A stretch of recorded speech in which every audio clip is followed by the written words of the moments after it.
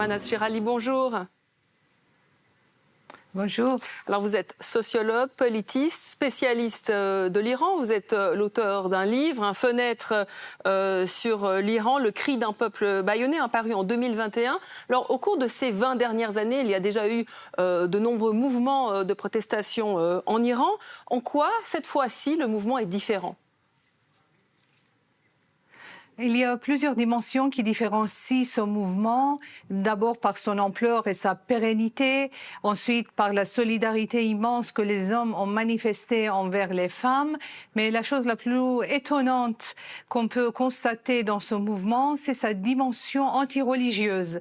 Ce sont les jeunes qui sont dans la rue, qui sont contre le régime islamique, évidemment, contre les lois islamiques, évidemment, mais en même temps, ils se prononcent contre la religion elle-même. Ils disent « Abat l'islam ». C'est ça qui est très étonnant. C'est la première fois dans l'histoire de ce pays.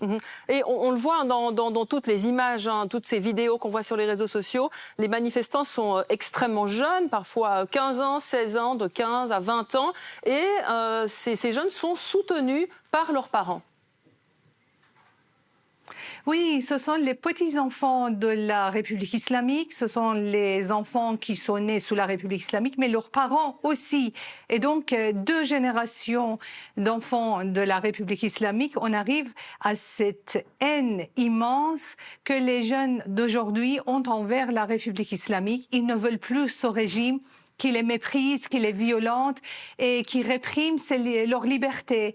Donc ils sont là, maintenant ils sont en train de jouer avec le feu, ils mettent leur vie en danger. Ils sont très très jeunes, mais la seule chose qu'ils veulent, c'est de se libérer des contraintes qu'on leur a imposées au nom de l'islam, au nom de la religion. Ils veulent avoir une vie libre, ils veulent avoir la démocratie. Quel rôle jouent les réseaux sociaux dans ce mouvement ? Et ce sont les jeunes qui ont été élevés dans les réseaux sociaux. Ils ont grandi devant l'écran de leur ordinateur, de leur smartphone.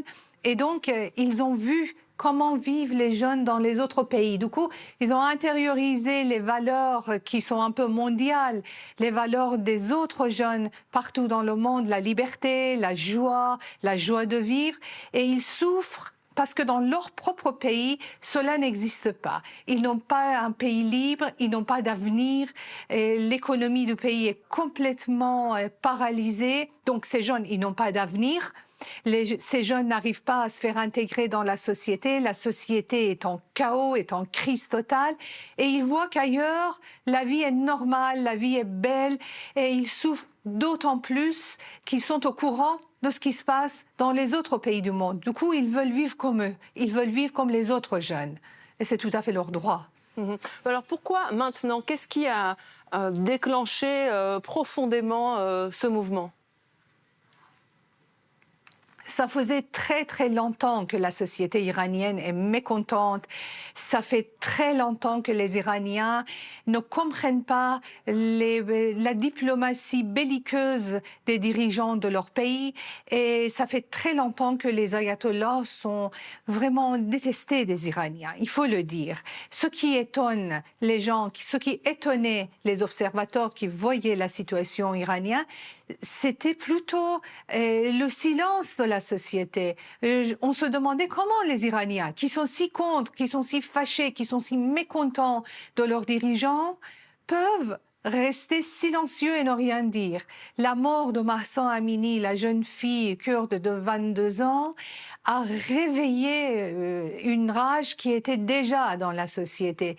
Et on voit que depuis, la société iranienne ne se décolère pas, parce que c'est une colère beaucoup plus profonde, beaucoup plus importante qui était déjà dans la société. La mort de Mahsa de 22 ans, la jeune femme de 22 ans, c'était vraiment une étincelle qui a fait exploser toute la société.